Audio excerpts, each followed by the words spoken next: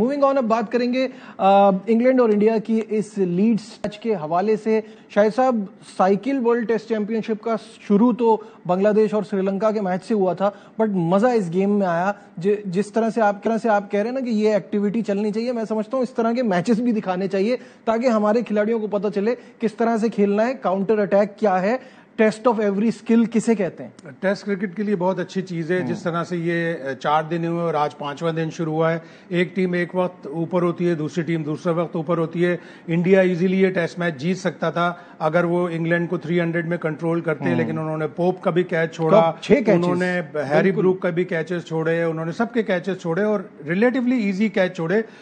Youngsters हैं जाहिर है इंग्लैंड में, और इंग्लैंड में बहुत से लोगों ने ये भी कहा कि इतनी फजा साफ होती है, गेंद इतनी क्लियर नजर आती है कि उसमें भी कैच नहीं छोड़ना चाहिए। लेकिन तेज बॉल आती है, आपकी मूवमेंट, आपकी एंटिसिपेशन का एक टेस्ट होता है।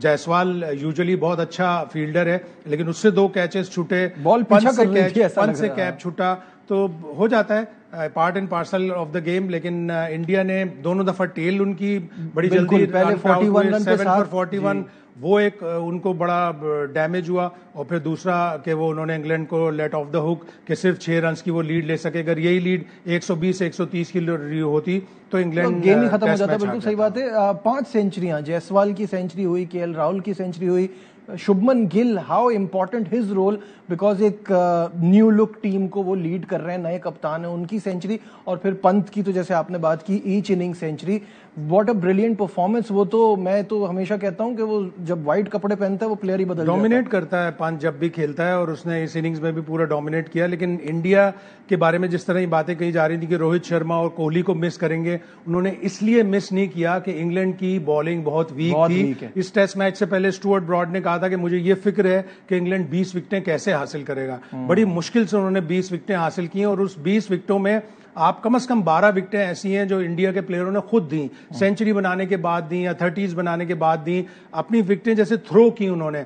वरना इतना अच्छा अटैक नहीं था। क्रिस वोक्स, जिसका इंग्लैंड में इतना रिकॉर्ड अच्छा है कि आउट ऑफ 181 उसकी 134 के करीब विकेटें इंग्लैंड में है, और 21 पे हैं, 21 रन पर विकेट। लेकिन इस टेस्ट मैच में वो कुछ भी नहीं कर सका। देखिए आप इसलिए कि उसे स्विंग नहीं मिली, उसको ओवरकास्ट कंडीशन इतनी ज्यादा नहीं मिली जिसका वो हमेशा तलबगार होता है, और वो उन्हीं कंडीशंस में बहुत अच्छी बॉलिंग करता है। वो कुछ नहीं कर सका। टंग और कार्ड्स आपस में दोनों ने मिलकर सिर्फ 10 टेस्ट मैच खेले, उनको एक प्रॉब्लम हुआ, ऑल्दो के टंग ने दोनों इनिंग्स लेकिन सारी टेल की ली। हाँ, ज्यादातर टेल की विकेटें ली, तो बॉलर्स रिलेटिवली वीक थे, इसीलिए इंडिया को फायदा हुआ। अदरवाइज अगर इंग्लैंड की बॉलिंग में, इसी बॉलिंग में गस एटकिंसन, मार्क वुड और जोफ्रा आर्चर, ये 3 बॉलर होते तो इंडिया इस तरह 5 सेंचुरियां धड़ाधड़ नहीं बना पाता। सही बात है। और कुछ चीजें हैं, जैसे आपने टेल की बात की कि उन्होंने डिसअपॉइंट किया कंपेयर टू इंग्लैंड्स टेल, जिसकी आखिरी 5 विकेटों पे 189 रन बने, तो सबने वहां अपना रोल प्ले किया है। अभी क्योंकि लंच चल रहा है और फौरन ही अभी थोड़ी देर में मैच दोबारा शुरू होने वाला है।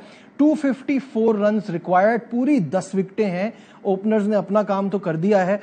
थोड़ी वेयर एंड टेयर एक्सपेक्ट कर रहे हैं शाम के सेशन में, लेकिन अभी इस वक्त स्मूथ सेलिंग है। आपको लगता है इंग्लैंड जीत जाएगा? अभी तक तो स्मूथ सेलिंग है, और पहला सेशन लंच तक का पूरा हुआ, जबकि प्रेडिक्शन ये थी कि रेन है और डिलेड स्टार्ट है, थ्रू आउट द डे बारिश ही बारिश होगी। अगर अगले सेशन देर से शुरू होता है या बारिश होती है तो जाहिर है फिर मुश्किल हो जाएगा इंग्लैंड के लिए इतने रन बनाना।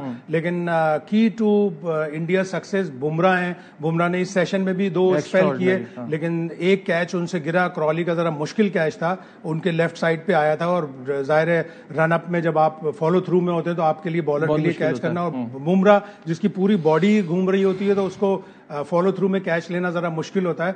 अदरवाइज इंग्लैंड की बैटिंग बहुत अच्छी है, वो तेज भी खेल रहे हैं। अगर बारिश नहीं हुई तो ये बड़ा exciting finish and they have done it here in 2019 if you remember, जब 359 का टारगेट था और लास्ट विकेट पे जाके बेन स्टोक्स ने, उसमें टाइम ज्यादा था, बेन स्टोक्स ने एक वर्ल्ड क्लास इनिंग्स खेली, उसका जैक लीच ने बड़ा जबरदस्त साथ दिया कि आखिरी विकेट की पार्टनरशिप में इतने रन्स बन गए। वो जरा सा मुख्तलिफ था, लेकिन अगर बारिश नहीं हुई तो इंग्लैंड यकीनन इस स्कोर की तरफ जाएगा, इसलिए कि आउट ऑफ 25-26 जो होम टेस्ट जब से ब्रेंडन मैकलम आया है, सिर्फ एक टेस्ट मैच ड्रॉ हुआ है और बाकी 3 टेस्ट हारे हैं, बाकी सारे they don't go for draw. वो ड्रॉ एक्सेप्टेबल ही नहीं है उनके लिए।